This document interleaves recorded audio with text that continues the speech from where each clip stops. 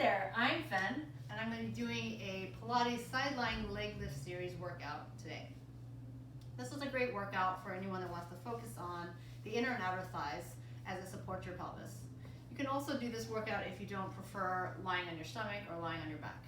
For instance, if you're pregnant in your second or third trimester, or even your first, you may not feel comfortable lying on your stomach. So this is a great workout that you can do. If you are pregnant, always check with your doctor first before beginning any exercise programs. Pay attention to how you're feeling and do any modifications that you feel is best for your body. We're going to get started by lying down on our side. Doesn't matter which side you start with, because we will do the second side in a bit. You want your body to be as straight as you can. You can use the edge of your mat for alignment. I'm going to rest my head on my arms. If you prefer propping your head up, you may, but just make sure your neck is comfortable. Top hand is going to be a kickstand. Toes are pointed. Legs nice and straight. Engage the quadriceps so the muscles are active throughout. So I'm starting the exercise series by lifting just the top leg to about hip height. Even though the bottom leg is on the mats, it should also be engaged. We're going to do 8 of everything, except for this first one. Just going to take a little time to kind of warm up our hip joint here. You want to keep your knees and toes in neutral position. So that means they're all facing forward. Good. All right, the reason why you don't want to lift your leg too high is because it takes away some of the work felt in the outer thighs. Again, I'm just using my fingertips as a kickstand. You can use your entire hand. You can also lift your arms up for a little more challenge. You'll feel a little more abdominal engagement if you do the exercises with the arms off the ground. All right, let's get to the first or second exercise really. Single leg circles. So I'm moving very slowly. The size of the circle is about the size of a ping pong ball. I'm going to inhale with a breath, exhale with another. I think I've already done 8, but we'll just do a couple more here. You want to keep the leg nice and straight, and the movement happens from the hip. Reverse direction for 8, 7, inhale, exhale. As long as you're continuously breathing, you're doing good. All right, stagger leg lift. Bottom leg comes up to meet it, nice and strong. Squeeze tight together and lower both.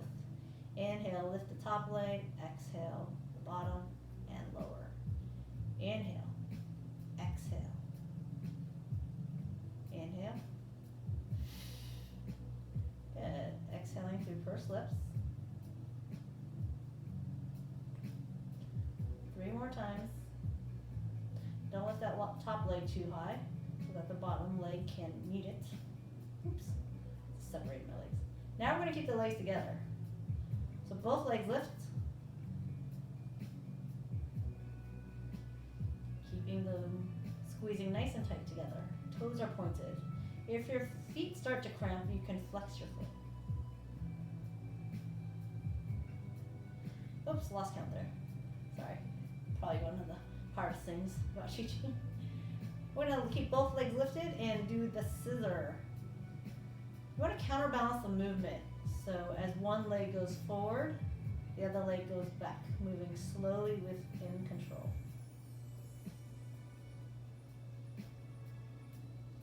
We're doing 8 leg switches. And here's about 7.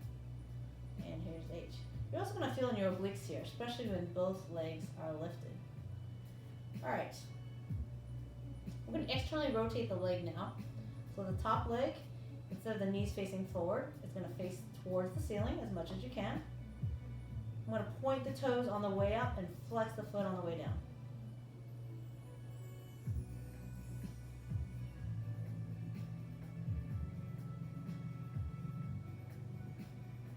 Good. You feel more of an inner thigh stretch and more hip flexor contraction when your leg is externally rotated.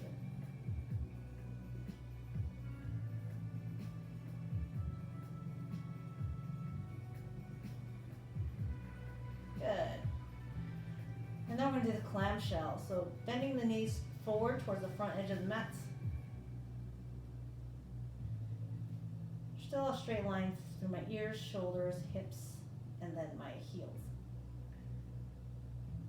This is again focused on hip rotation here. Kneecaps face forward in neutral, and then kneecap faces at an angle in external rotation.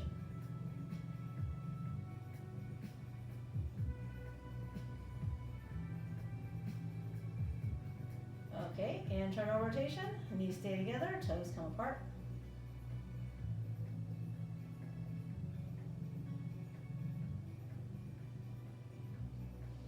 Keep breathing. And then finally, hitting the extremes. Knees together, toes apart, toes together, knees apart. Going internal, external. Internal, external. Good.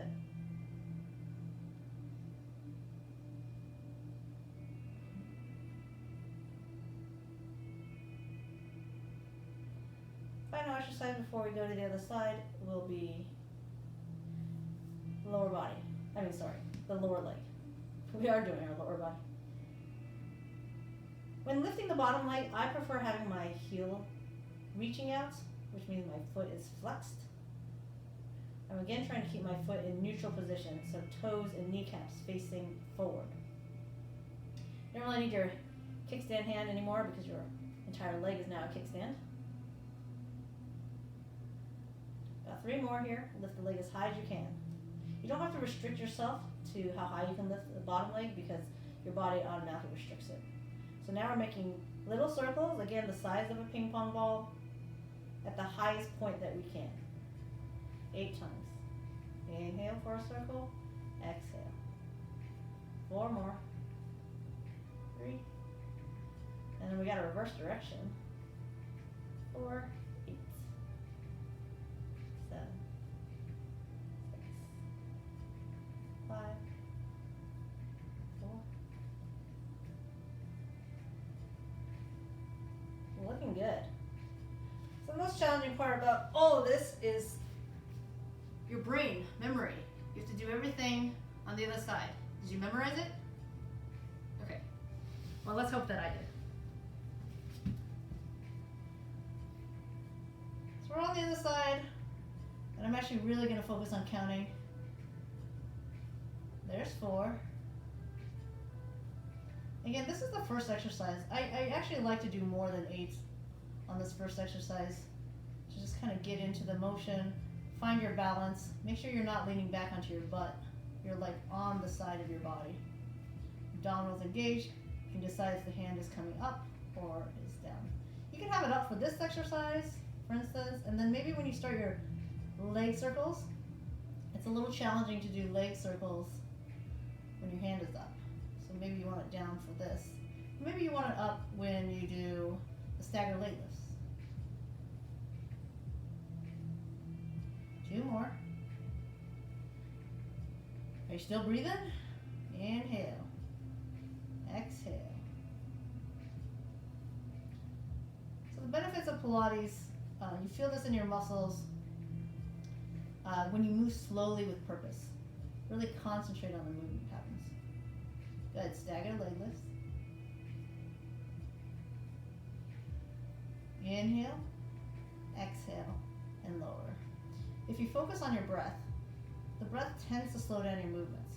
Unless you're forcing yourself to breathe very quickly or hyperventilating, your breath will set the pace at which you move. 3 more. Well done. So far so good. I think I remembered everything so far. Now both legs are lifting. Up and down. For Pilates, we do recommend a thicker mat, a thicker yoga mat, or doubling up on yoga mats. Sometimes when we lay on our side, it can be a little sensitive down here. Depends on the person. Scissors.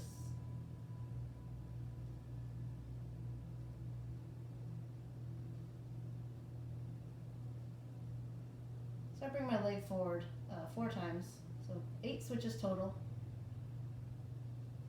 that was that. And now we're gonna externally rotate. So here my toes and heels are together. Now my heels are together and my leg is apart. Whew. I just heard my hip pop pretty loudly, but hopefully you didn't hear it on the video there. In general, our joints do sort of snap, crackle, and pop from time to time, and it's really okay. It's just adjusting. But if you do feel a lot of pain when it happens, I do recommend seeing a health professional.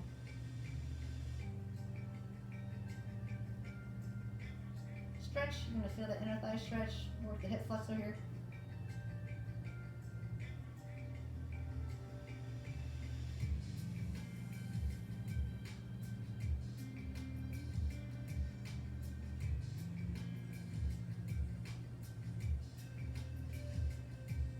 Good. And now our clamshell. Bringing the knees forward. You want your knees to be about 90 degrees. But it doesn't have to be exactly there. Everyone's going to find sort of a knee angle bend that works for them. So some people like it further apart. Find what works for your range of motion. Right here, this is where you're going to feel it. The movement. You're going to feel the muscles here, but the movement is at the hip. Good, let's keep our knees together.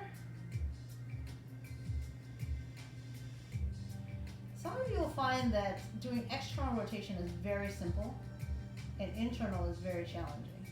And then some of you are the opposite of that. It's really just noticing what you prefer, but also finding balance. If you tend to have turned in, like when you're walking, if your toes are turning in, let's do both, internal, external. Then you want to focus on the other. So if you find it really easy to turn in, then you do want to focus on the turn out. And again, vice versa.